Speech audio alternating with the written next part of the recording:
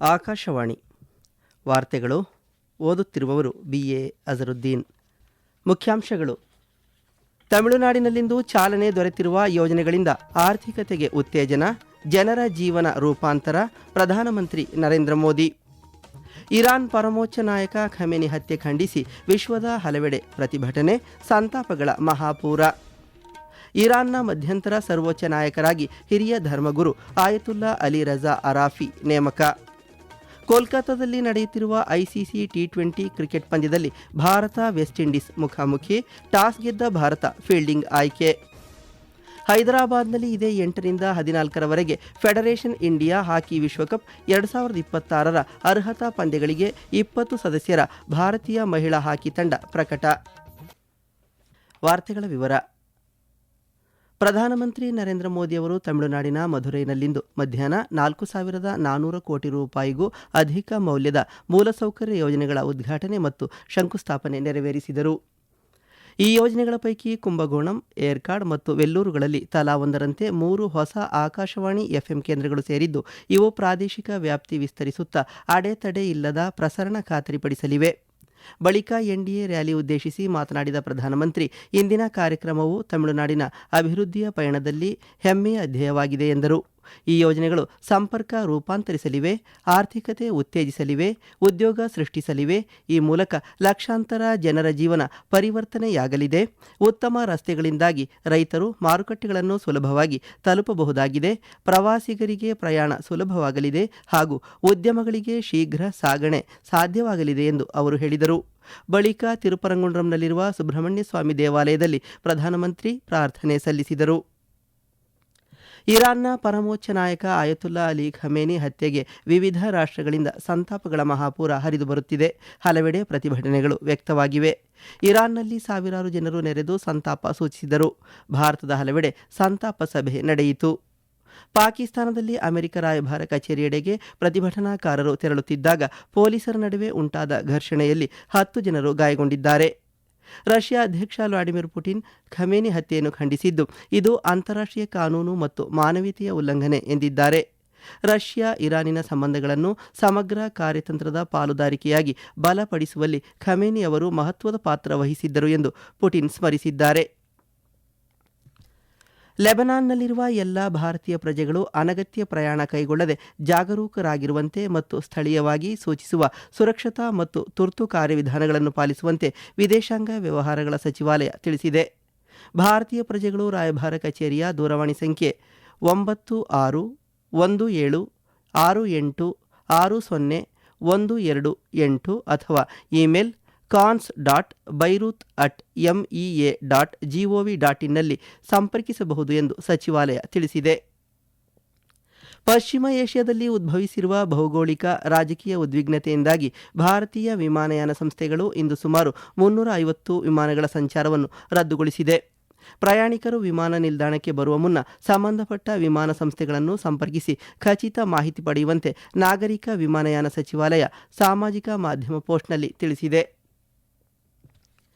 ಪಶ್ಚಿಮ ಏಷ್ಯಾದಲ್ಲಿನ ಉದ್ವಿಗ್ನ ಪರಿಸ್ಥಿತಿ ಹಿನ್ನೆಲೆಯಲ್ಲಿ ಪಾಶ್ಚಿಮಾತ್ಯ ರಾಷ್ಟ್ರಗಳತ್ತ ಹಾರಾಟ ನಡೆಸುವ ವಿಮಾನ ಸೇವೆಯಲ್ಲಿ ವ್ಯತ್ಯಯ ಅಥವಾ ಬದಲಾವಣೆಯಾಗಬಹುದು ಎಂದು ದೆಹಲಿ ವಿಮಾನ ನಿಲ್ದಾಣ ಮುನ್ಸೂಚನೆ ನೀಡಿದೆ. ವಿಮಾನ ನಿಲ್ದಾಣಕ್ಕೆ ತೆರಳುವ ಮುನ್ನ ಪ್ರಯಾಣಿಕರು ತಮ್ಮ ವಿಮಾನಯಾನ ಸಂಸ್ಥೆಗಳನ್ನು ಸಂಪರ್ಕಿಸಲು ಸೂಚಿಸಲಾಗಿದೆ. ಪ್ರಯಾಣಿಕರು ಜಾಲತಾಣ www.newdelhiairport.in ಸೇರಿದಂತೆ ಅಧಿಕೃತ ಮೂಲಗಳಿಂದ ತಾಜಾ ಮಾಹಿತಿ ಪಡೆಯಬಹುದು. ಪಶ್ಚಿಮ ಏಷ್ಯಾ ಭಾಗದಲ್ಲಿನ ಅನಿಶ್ಚಿತತೆಯಿಂದಾಗಿ ಕೇಂದ್ರೀಯ ಪ್ರೌಢಶಿಕ್ಷಣ ಮಂಡಳಿ CBSE ಆ ಪ್ರದೇಶಗಳಲ್ಲಿ ನಾಳೆ ನಿಗದಿಯಾಗಿರುವ 10 ಮತ್ತು 12ನೇ ತರಗತಿ ಪರೀಕ್ಷೆಗಳನ್ನು ಮುಂದೂಡಿದೆ. Bahrain, Iran, Kuwait, Oman, Qatar, Saudi Arabia ಮತ್ತು UAEಗಳಲ್ಲಿನ ಪ್ರಸ್ತುತ ಸ್ಥಿತಿಗತಿ ಹಿನ್ನೆಲೆಯಲ್ಲಿ ಈ ಮಧ್ಯಪ್ರಾಚ್ಯ ದೇಶಗಳಲ್ಲಿ ಪರೀಕ್ಷೆ ಮುಂದೂಡುವ ನಿರ್ಧಾರ ಕೈಗೊಳ್ಳಲಾಗಿದ್ದು, ಮುಂದೂಡಲ್ಪಟ್ಟ ಪರೀಕ್ಷಾ ದಿನಾಂಕವನ್ನು CBSE ನಂತರ ಪ್ರಕಟಿಸಲಿದೆ. ಈ ತಿಂಗಳ 5ರಿಂದ ನಡೆಯಲಿರುವ ಪರೀಕ್ಷೆಗಳ ಬಗ್ಗೆ ಮಂಗಳವಾರ ಸ್ಥಿತಿಗತಿ ಆಧರಿಸಿ ನಿರ್ಧಾರ ಕೈಗೊಳ್ಳಲಾಗುವುದು. ಈ ವಾರ್ತೆಗಳನ್ನು ಆಕಾಶವಾಣಿಯಿಂದ ಕೇಳುತ್ತಿದ್ದೀರಿ. ಅಲಿ ಖಮೇನಿಯವರ ಹತ್ಯೆಯ ನಂತರ ಹಿರಿಯ ಧರ್ಮಗುರು ಆಯತುಲ್ಲಾ ಅಲಿ ರಜಾ ಅರಾಫಿ ಅವರು ಇರಾನ್ನ ಮಧ್ಯಂತರ ಸರ್ವೋಚ್ಚ ನಾಯಕರಾಗಿ ಸೇವೆ ಸಲ್ಲಿಸಲಿದ್ದಾರೆ. ಇರಾನ್ನ ಸಾಂವಿಧಾನಿಕ ಪ್ರಕ್ರಿಯೆ ಅಡಿಯಲ್ಲಿ ಉತ್ತರಾಧಿಕಾರಿಯನ್ನು ಆಯ್ಕೆ ಮಾಡುವವರೆಗಿನ ಅವಧಿಗೆ ಸರ್ವೋಚ್ಚ ನಾಯಕನ ಕರ್ತವ್ಯಗಳನ್ನು ಆಯತುಲ್ಲಾ ಅಲಿ ರಜಾ ಅರಾಫಿ ತಾತ್ಕಾಲಿಕವಾಗಿ ನಿರ್ವಹಿಸಲಿದ್ದಾರೆ. ಇರಾನ್ನ ಸಾಂವಿಧಾನಿಕ ಕಾರ್ಯವಿಧಾನದ ಪ್ರಕ್ರಿಯೆಯು ಮಧ್ಯಂತರ ಮಂಡಳಿಯು ಅಧ್ಯಕ್ಷರು, ಮುಖ್ಯ ನ್ಯಾಯಾಧೀಶರು ಮತ್ತು ಗಾರ್ಡಿಯನ್ ಕೌನ್ಸಿಲ್ನ ಒಬ್ಬ ಧರ್ಮಗುರುವನ್ನು ಒಳಗೊಂಡಿದೆ. ಖಮೇನಿಯವರ ಸಾವಿನ ನಂತರ ಇರಾನ್ ಪರಿವರ್ತನೆಯ ಹಂತಕ್ಕೆ ಪ್ರವೇಶಿಸುತ್ತಿದ್ದಂತೆ ಈ ಸಂಸ್ಥೆ ಜಂಟಿಯಾಗಿ ದೇಶವನ್ನು ಮುನ್ನಡೆಸಲಿದೆ. ಇರಾನ್ನ ಸೇನಾ ನಾಯಕ ಜನರಲ್ ಅಹ್ಮದ್ ವಹೀದಿ ಅವರನ್ನು ಇಸ್ಲಾಮಿಕ್ ರೆವಲ್ಯೂಷನರಿ ಗಾರ್ಡ್ ಕಾರ್ಪ್ಸ್ನ ಕಮಾಂಡರ್ ಆಗಿ ನೇಮಿಸಲಾಗಿದೆ. ಮೊಹಮ್ಮದ್ ಫೌರ್ ಹತ್ಯೆ ಬಳಿಕ ವಹೀದಿ ಅವರನ್ನು ನೇಮಿಸಲಾಗಿದೆ ಎಂದು ಇರಾನ್ ಮಾಧ್ಯಮಗಳು ವರದಿ ಮಾಡಿವೆ. ದೇಶದ ಸರಕು ಮತ್ತು ಸೇವಾ ತೆರಿಗೆ ಜಿಎಸ್ಟಿ ಸಂಗ್ರಹದಲ್ಲಿ ಏರಿಕೆ ಕಂಡುಬಂದಿದ್ದು, ಈ ವರ್ಷದ ಫೆಬ್ರವರಿಯಲ್ಲಿ ಒಟ್ಟು 1.83 ಲಕ್ಷ ಕೋಟಿ ರೂಪಾಯಿಗಳಿಗೂ ಅಧಿಕ ತೆರಿಗೆ ಸಂಗ್ರಹವಾಗಿದೆ. ಕಳೆದ ವರ್ಷದ ಫೆಬ್ರವರಿ ತಿಂಗಳ ಜಿಎಸ್ಟಿ ಸಂಗ್ರಹ ಸುಮಾರು 1.69 ಲಕ್ಷ ಕೋಟಿ ರೂಪಾಯಿಗಳಾಗಿದ್ದು, ಇದಕ್ಕೆ ಹೋಲಿಸಿದರೆ ಈ ಬಾರಿ 8.1% ಏರಿಕೆ ದಾಖಲಾಗಿದೆ. ಒಟ್ಟು ಸಂಗ್ರಹವಾದ ತೆರಿಗೆಯಲ್ಲಿ ಕೇಂದ್ರ ಜಿಎಸ್ಟಿ 37,473 ಕೋಟಿ ರೂಪಾಯಿಗಳಷ್ಟಾಗಿದ್ದು, ರಾಜ್ಯಗಳ ಜಿಎಸ್ಟಿ 45,900 ಕೋಟಿ ರೂಪಾಯಿಯಷ್ಟಿದೆ. 1 ಲಕ್ಷ ಕೋಟಿ ರೂಪಾಯಿಗೂ ಹೆಚ್ಚು ಸಂಯೋಜಿತ ಜಿಎಸ್ಟಿ ಸಂಗ್ರಹವಾಗಿದೆ. ಜಮ್ಮು ಮತ್ತು ಕಾಶ್ಮೀರದಲ್ಲಿ ಇದೇ 3ರಂದು ನಡೆಯಲಿರುವ ರಾಷ್ಟ್ರೀಯ ಆಡಳಿತ ಸಮ್ಮೇಳನಕ್ಕೆ ಕೇಂದ್ರ ಸಿಬ್ಬಂದಿ, ಸಾರ್ವಜನಿಕ ಕುಂದುಕೊರತೆಗಳು ಮತ್ತು ಪಿಂಚಣಿ ಖಾತೆ ರಾಜ್ಯ ಸಚಿವ ಡಾ ಜಿತೇಂದ್ರ ಸಿಂಗ್ ಮತ್ತು ಜಮ್ಮು ಮತ್ತು ಕಾಶ್ಮೀರದ ಮುಖ್ಯಮಂತ್ರಿ ಒಮರ್ ಅಬ್ದುಲ್ಲಾ ಚಾಲನೆ ನೀಡಲಿದ್ದಾರೆ. ಜಿಲ್ಲೆಗಳ ಸಮಗ್ರ ಅಭಿವೃದ್ಧಿ, ವಿಕಸಿತ ಭಾರತಕ್ಕಾಗಿ ಆಡಳಿತ ಪರಿವರ್ತನೆ ಈ ಕಾರ್ಯಕ್ರಮದ ವಿಷಯವಾಗಿದೆ. ಸಾರ್ವಜನಿಕ ಆಡಳಿತದಲ್ಲಿ ಶ್ರೇಷ್ಠತೆಗಾಗಿ ಪ್ರಧಾನಮಂತ್ರಿಗಳ ಪ್ರಶಸ್ತಿಗಳ ವಿವಿಧ ವಿಭಾಗಗಳ ಅಡಿಯಲ್ಲಿ ಮಾನ್ಯತೆ ಪಡೆದ ಆಡಳಿತ ಮಾದರಿಗಳನ್ನು ಈ ಸಮ್ಮೇಳನ ಪ್ರದರ್ಶಿಸಲಿದೆ. ನವದೆಹಲಿಯ ಅರುಣ್ ಜೇಟ್ಲಿ ಕ್ರೀಡಾಂಗಣದಲ್ಲಿ ನಡೆದ ಐಸಿಸಿ ಪುರುಷರ ಟಿ20 ವಿಶ್ವಕಪ್ ಕ್ರಿಕೆಟ್ನಲ್ಲಿ ಜಿಂಬಾಬ್ವೆ ಎದುರು ದಕ್ಷಿಣ ಆಫ್ರಿಕಾ 5 ವಿಕೆಟ್ಗಳ ಜಯ ಸಾಧಿಸಿದೆ. ಟಾಸ್ ಗೆದ್ದು ಮೊದಲು ಬ್ಯಾಟ್ ಮಾಡಿದ ಜಿಂಬಾಬ್ವೆ ನಿಗದಿತ 20 ಓವರ್ಗಳಲ್ಲಿ 7 ವಿಕೆಟ್ ನಷ್ಟಕ್ಕೆ 153 ರನ್ ಗಳಿಸಿತು. ಗುರಿ ಬೆನ್ನತ್ತಿದ ದಕ್ಷಿಣ ಆಫ್ರಿಕಾ ಇನ್ನು 13 ಎಸೆತಗಳು ಬಾಕಿ ಇರುವಂತೆಯೇ 5 ವಿಕೆಟ್ ನಷ್ಟಕ್ಕೆ 154 ರನ್ ಗಳಿಸಿ ಗೆಲುವಿನ ನಗೆ ಬೀರಿತು. ಈಡನ್ ಗಾರ್ಡನ್ಸ್ನಲ್ಲಿ ಪ್ರಗತಿಯಲ್ಲಿರುವ ಐಸಿಸಿ ಪುರುಷರ ಟಿ20 ವಿಶ್ವಕಪ್ ಕ್ರಿಕೆಟ್ನ ಅಂತಿಮ ಸೂಪರ್ 8ರ ಮತ್ತೊಂದು ಪಂದ್ಯದಲ್ಲಿ ಭಾರತ ಹಾಗೂ ವೆಸ್ಟ್ ಇಂಡೀಸ್ ಮುಖಾಮುಖಿಯಾಗಿವೆ. ಟಾಸ್ ಗೆದ್ದ ಭಾರತ ಫೀಲ್ಡಿಂಗ್ ಆಯ್ಕೆ ಮಾಡಿಕೊಂಡಿದೆ. ತೆಲಂಗಾಣದ ಹೈದರಾಬಾದ್ನಲ್ಲಿ ಇದೇ 8ರಿಂದ 14ರವರೆಗೆ ನಡೆಯಲಿರುವ ಫೆಡರೇಷನ್ ಇಂಡಿಯಾ ಹಾಕಿ ವಿಶ್ವಕಪ್ 2026ರ ಅರ್ಹತಾ ಪಂದ್ಯಗಳಿಗೆ ಹಾಕಿ ಇಂಡಿಯಾ 20 ಸದಸ್ಯರ ಭಾರತೀಯ ಮಹಿಳಾ ಹಾಕಿ ತಂಡವನ್ನು ಪ್ರಕಟಿಸಿದೆ. ಆಗಸ್ಟ್ನಲ್ಲಿ ಬೆಲ್ಜಿಯಂ ಮತ್ತು ನೆದರ್ಲ್ಯಾಂಡ್ನಲ್ಲಿ ನಡೆಯಲಿರುವ ವಿಶ್ವಕಪ್ಗೆ Bharat, England, Scotland, Korea, Italy, Uruguay, Wales ಮತ್ತು ಆಸ್ಟ್ರಿಯಾ 3 ಅರ್ಹತಾ ಸ್ಥಾನಗಳಿಗಾಗಿ ಸ್ಪರ್ಧಿಸಲಿವೆ. ತಂಡಗಳನ್ನು 2 ವಿಭಾಗಗಳಾಗಿ ವಿಂಗಡಿಸಲಾಗಿದೆ.